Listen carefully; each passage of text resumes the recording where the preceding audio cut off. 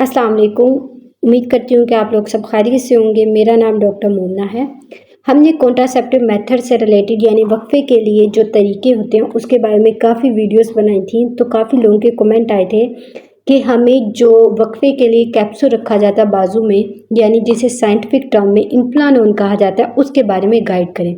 आज की इस वीडियो में मैं आपको बताऊंगी कि इम्प्लानोन जो कि बाजू में कैप्सूल रखा जाता है वक्फे के लिए, ये तरीका, ये कैप्सूल किन लोगों को इस्तेमाल करना चाहिए और इसकी इंडिकेशन क्या है और कौन से ऐसे हालात होते हैं या कौन से ऐसे पेशेंट्स होते हैं जिनको ये इस्तेमाल नहीं करना चाहिए, ये सब कुछ मैं बताऊंगी आपको आज की इस वीडियो में।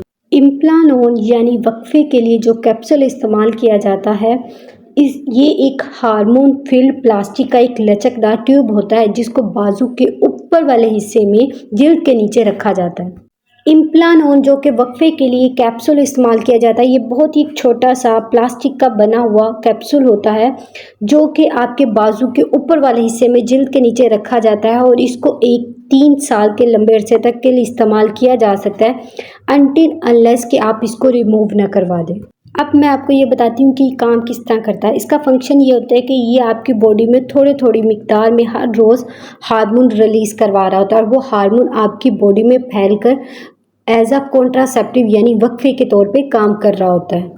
यानी अगर मैं आपको आसान अल्फाज में समझाऊं तो ये एक कैप्सूल चिप की फॉर्म में, यानी इसमें प्रोजेस्टेरोन हार्मोन होता है। पहले भी मैंने आपको बताया था, फीमेल की बॉडी में एस्ट्रोजन प्रोजेस्टेरोन हार्मोन जो होते हैं वो, उनका जो हार्मोन अगर उनमें बैलेंस हो तो उनके अंदर कंसीव करने के चांसेस बहुत ज़्यादा होते हैं। तो ये भी एक प्रोजेस्टेरोन फील्ड हार्मोन होता है और इसको आपके बाजू के ऊपर वाले हिस्से में जिल्द के नीचे रख दिया जाता है ताकि ये एज अ कॉन्ट्रासेप्टिव के तौर पे काम करे और प्रेगनेंसी ना हो। इस कैप्सूल को, इस कॉन्ट्रासेप्टिव मेथड को आप एक लंबे अरसे के लिए यानी 3 साल के लिए एज अ वक्फे के लिए, फैमिली प्लानिंग के लिए इस्तेमाल कर सकते हैं और 3 साल के बाद इस कैप्सूल को रिमूव या रिप्लेस कर दिया जाता है। अक्सर पेशेंट ये क्वेश्चन करते हैं कि कहीं इसको रखवाते हुए दर्द तो नहीं होती, इसको रखवाने का तरीका क्या है और ये किस तरह से ये चीज़ एज अ कॉन्ट्रासेप्टिव के तौर पे आप हमारे लिए अफेक्टिव होती है। तो जिस जगह पे जब इस कैप्सूल को रखना होता है उस जगह को पहले एक लोकल इंजेक्शन देकर सून कर दिया जाता है। तो जो लोग पूछते हैं कि क्या ये प्रोसीजर पेनफुल होता है, तो उसका जवाब ये है कि बस आपको जो सून करने की जो सुई लगाई जाएगी उस जगह पे उसकी हल्की सी दर्द होती है, बाकी ये आपको पेन नहीं देगा।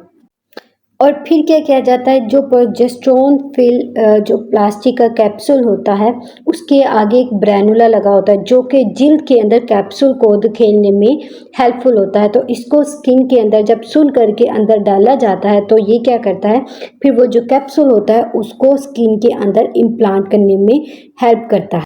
मैं उम्मीद करती हूँ कि जो लोग ये सवाल कर रहे थे कि इम्प्लानोन को रखते वक्त कितनी पेन होती है, तो उसका जवाब यही था कि बस आपकी जो स्किन को, आपकी जिल्द को सुन करने के लिए एक सुई की दर्द होती है उतनी दर्द होगी। उसके बाद ये जो कैप्सूल होता है उसको आपकी स्किन के अंदर रख दिया जाता है। अब हम बात करते हैं कि इसका सक्सेस रेट क्या है। तो इसका सक्सेस रेट है 99%। मतलब अगर 100 ख्वातीन इस मेथड को इस्तेमाल करती हैं वक्फे के लिए तो उनमें 99% फीमेल्स में ये चांसेस होते हैं कि उनकी बॉडी में कॉन्ट्रासेप्टिव मेथड जो है वो इफेक्टिव हो जाएगा। यानी 99% फीमेल्स में ये इसका अफेक्ट होता है और उनमें कंसीव नहीं होता। तो ये एक बहुत ही अच्छा मेथड है और इसका सक्सेस रेट भी बहुत ज़्यादा अच्छा है। तो इसको यूज़ किया जा सकता है एज अ कॉन्ट्रासेप्टिव मेथड के तौर पे, यानी वक्फे के लिए।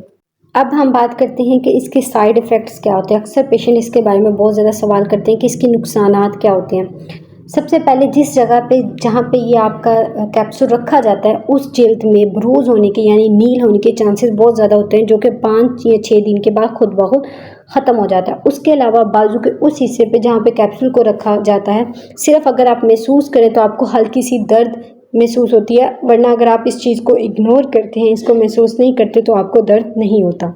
उसके अलावा इसमें प्रोजेस्टेरोन फिल हार्मोन होता है, उसके साइड इफ़ेक्ट, उस हार्मोन की वजह से आपको शुरू के कुछ अरसे में इरेगुलर ब्लीडिंग हो सकती है, चेहरे पर दाने निकल सकते हैं, पेट में ब्लोटिंग यानी मरोड़ उठ सकते हैं। उसके साथ कुछ लोगों में बहुत कम चांसेस होते हैं कि उनका वेट गेन हो जाए इसके इस्तेमाल से। उम्मीद करती हूँ कि इम्प्लान ऑन कैप्सूल के बारे में आज की ये वीडियो आपके लिए हेल्पफुल रही होगी। अगर आपका इम्प्लान ऑन कैप्सूल से रिलेटेड कोई भी क्वेश्चन हो तो आप मुझसे कमेंट सेक्शन में पूछ सकते हैं। मिलते हैं नेक्स्ट वीडियो में, तब तक के लिए अल्लाह हाफिज़।